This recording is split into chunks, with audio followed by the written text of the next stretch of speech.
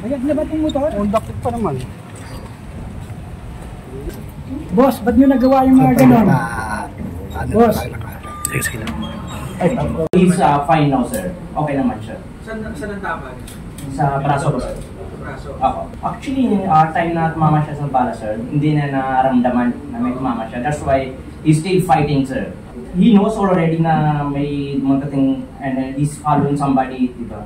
Then, siguro nag-away pa sila sa loob na bahay. Kaya hinabol niya papalabas, sir.